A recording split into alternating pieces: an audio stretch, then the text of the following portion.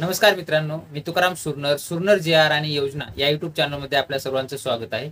आजच्या व्हिडिओमध्ये एक अत्यंत महत्त्वाची आपण माहिती पाहण्याचा प्रयत्न करणार आहोत. तो म्हणजे मुख्यमंत्री माझी लाडकी बहीण योजना या योजनेसंदर्भातील एक मोठा प्रकार समोर आलेला आहे आणि तो जर पाहिलं तर मुख्यमंत्री माझी लाडकी बहीण या योजनेच्या एकूण जर तब्बल पाहिलं तर 2652 महिला या सरकारी कर्मचारी असून सुद्धा या योजनेचा लाभ घेत आहेत असं उघडकीस आलेलं आहे. आणि त्यांच्या खात्यावरती आजपर्यंत जर पाहिलं तर एकूण निधी जर पाहिला एवढ्या महिलांच्या खात्यावर तर 3,59,00,00,000 इतका निधी त्यांच्यावरती आलेला आहे. तर सविस्तर माहिती काय आहे तर आजच्या व्हिडिओमध्ये आपण पाहण्याचा प्रयत्न करणार आहोत. तर चला व्हिडिओला सुरुवात करूया.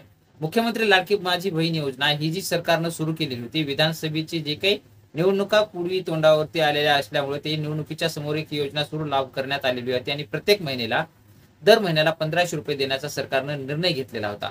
परंतु त्याच्यामध्ये काय झालं की नंतर विधानसभेची निवडणूक लढवली आणि त्याच्यामध्ये चांगला प्रतिसाद मिळाला आणि त्यांचे जे काही निवडून आल्यानंतर जे या लाडक्या बहिणीचा जो काही खर्च आहे तो खर्च मोठ्या प्रमाणे वाढत चालला होता आणि तोच खर्चासाठी सरकारनं काय केलेलं आहे की त्याच्यामधील ताण येत असल्या कारणानं त्यामुळे निवडणुकीनंतरच्या जे काही लगेच सरकारनं काही पात्रतेचे निकष ठरवले आणि आता या निकषानुसार अपात्र ठरवणाऱ्या लाडक्या बहिणांचा शोध घेतल्याचे काम सुरू करण्यात आलेलं आहे.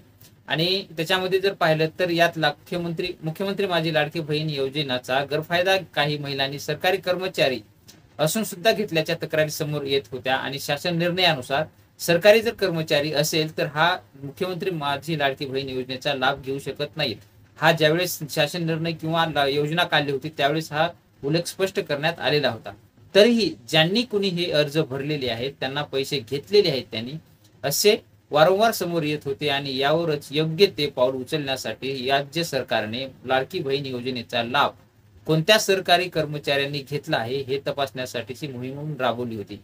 आणि त्याचसाठी मध्ये पाहिलं तर राज्य सरकारच्या जे काही सामान्य प्रशासन विभागाने माहिती व तंत्रज्ञान विभागाला 1,60,000 सरकारी कर्मचाऱ्यांची माहिती दिली होती आणि या तपासणीतून तब्बल 2,652 महिला कर्मचाऱ्यांच्या खात्यावर लाडकी बहिणीचे योजनेचे पैसे गेल्याचे आढळून आलेले आहेत. आणि या लाभाची जर रक्कम पाहिलं तर ऑगस्ट 2024 ते एप्रिल 2025 या जो काही 9 महिन्याचा कालावधी आहे प्रत्येकी 1500 रुपये प्रमाणे जर पाहिलं आपण तर 13,500 रुपये एका महिलेच्या नावावरती गेलेले आहेत. आणि हे 2,652 एवढ्या महिला जर झाल्या तर एकूण निधी जो आहे तो हा 3,58,00,000 इतका निधी योजनाचा जो काही योजनेने मध्ये सरकारी कर्मचाऱ्यांनी महिलांना मिळालेला आहे.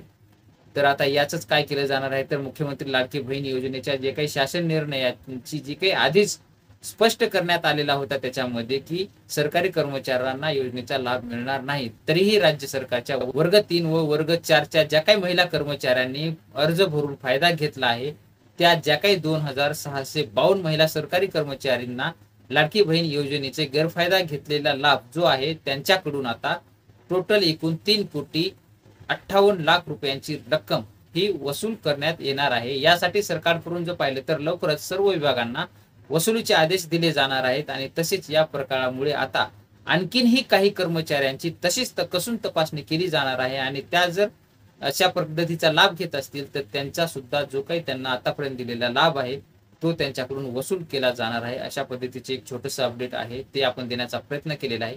असेच आपण नवनवीन अपडेट आपल्या चॅनलवरती देत असतो. तुम्ही ज्या चॅनलवरती नवीन असाल तर आपल्या चॅनलला सबस्क्राईब करून बाजूचे बेल आयकॉन दाबून लाईक करायला मात्र विसरू नका, जेणेकरून व्हिडिओ अपलोड करताच माहिती तुमच्यापर्यंत पोहोचवली जाईल.